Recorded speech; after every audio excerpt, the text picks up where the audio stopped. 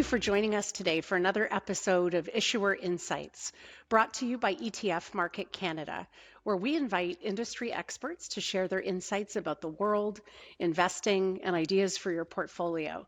Today, we're going to be discussing low volatility, high dividend index ETFs. And I'm extremely pleased to be joined by Jeff Silverman, Head of Advisory Solutions and Senior Solutions Portfolio Manager with Franklin Templeton Investment Solutions. Jeff, thanks for being with us. My pleasure. Thanks for having me, Tanya. So, Jeff, these markets have been more than a little turbulent lately. How can investors better manage all of this volatility? The economic uncertainty and the headline risk we're experiencing today is no doubt causing that next level anxiety for investors and their portfolios. And investor sentiment is headed south. By some measures, consumer sentiment and CEO confidence is nearing its lowest level since the financial crisis, right? All anxiety provoking.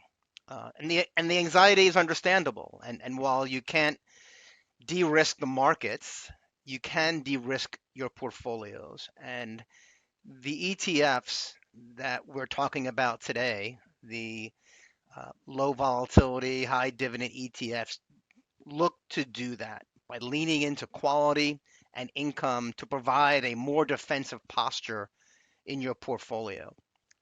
The Franklin Templeton Low Volatility High Dividend ETFs, right? FLVC, Canada, FLVU, United States, and FLVI International. They were designed to meet this exact moment, right? When investors are looking to de-risk. And if I could drill down a bit and talk about the importance of these rules-based index investing and how these ETFs address fears in the market, it's really on three levels, right? Three components to helping de-risk in a rules-based approach. Number one is diversification by factor and by non-Canadian stocks for FLVU and FLVI, which may be driven by different economic factors than your domestic stocks. And number two, higher sustainable dividend potential, right? Supporting your income goals and an important source of return during periods of elevated inflation and volatility like we're experiencing today. And then three, it's risk mitigation, right? Designed to deliver positive expected returns over the full economic cycle, but with lower correlation and lower beta to your risk assets, and ultimately to help reduce drawdowns and accelerate the recovery when it comes. That's really helpful context. So, we've seen quite a bit of pressure on US equities, particularly since the start of the year, and the Mag 7 is definitely under fire. What should investors keep in mind when thinking about the future, specifically when it relates to US equities? Although we're seeing some negative sentiment against many things US, when it comes to investing, investors cannot look away from US equity exposure. The US market is currently under fire, but in the long term, there's still very important tailwinds and policy items that could shape the market. The U.S. economy and consumers will continue to be a critical contributor to the global economy. And although I cited earlier, low CEO confidence and sentiment, for now, corporate earnings remain on trend. Plus, monetary policy. The Fed is still accommodative with three, and I think after today, perhaps four cuts priced in over the next 12 months. So if you look at FLVU, the United States, this screens for high sustainable dividends and low volatility, offering a more diversified exposure to U.S. equities and avoid some of the concentration risks that has come to define the market and leaning into value and quality. I'll end by saying an example of value is that at the end of 24, so 12/31/2024, the 12-month trailing PE ratio for FLVU was just under 20, versus the Russell 3000 at 24.7. It makes a big difference.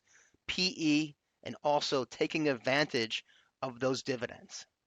So, up here in Canada, folks are really worried about geopolitical trade tensions and how that might impact our already sluggish economy.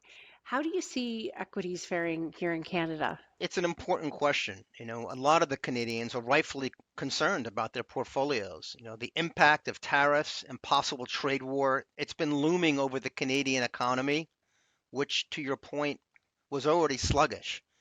And although we now have some clarity on US tariffs imposed on Canada, the longer term impact is still unknown. And the fact is, the Canadian market has held up well so far. And naturally, there are questions about how long it can sustain positive relative performance. And FLVC, the Canadian version of the low vol high dividend ETF, it combines what most investors love about Canadian equities: stability and dividend income. And it tries to amplify them, right? So it represents a safer way to play in a market that may come under pressure by leaning into value and higher quality dividend payers. Given the challenges that we've had here at home, there's been a noticeable shift, though, in flows towards international markets. Do you have any thoughts from your perspective on this trend?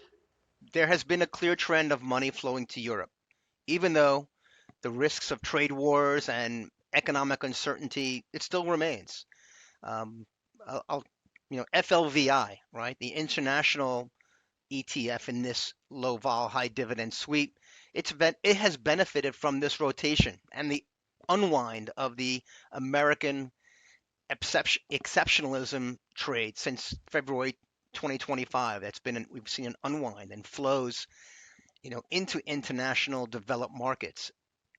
But over time, FLVI, this non-US or non-North America strategy, it's proven its value as a regional equity diversifier in portfolios.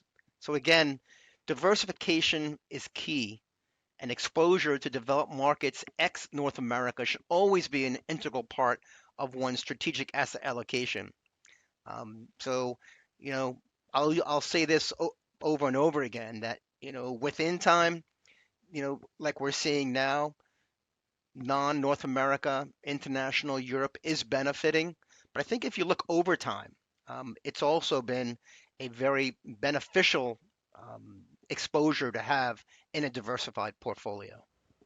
Yeah, you've given us some really good advice. To sum up, is there anything else you would want to add on giving advice to investors as they navigate these really uncertain and unprecedented times? It's about staying invested, sticking to your goals, and again, I'll go back to my earlier comments and hone in on diversification. Turbulent times like the past 2 quarters, and likely what lies ahead for the markets, it showcases how important diversification is to all investor types, wealth advisors, asset owners alike. And although there are clearly periods within time where, overweight to growth or a overweight home bias, it will deliver outsized returns. It is over time where we observe adding higher quality, higher value, rest of the world exposure adds utility via diversification. And it's important to be well diversified across geographic regions as well as other dimensions and factors. And that's why we think our low vol high dividend suite of ETFs works well either as a standalone allocation or as an entire unit, all three together. And these strategies have also just turned 1 year old in Canada. So, we encourage investors to go take a deeper look and visit our website at franklinTempleton.ca for more details and see how these ETFs can fit into your portfolio and help you stay invested. Jeff, thank you so much for that good advice and for joining us for today's episode. Really appreciate it. Sure. Thanks for having me, Tanya. To our audience, thanks so much for being with us again today for another episode of Issuer Insights, brought to you by ETF Market Canada, and of course, sponsored by Franklin Templeton Investments. And as Jeff said, if you're interested in learning more, please be sure to visit franklintempleton.ca. Thanks, everybody.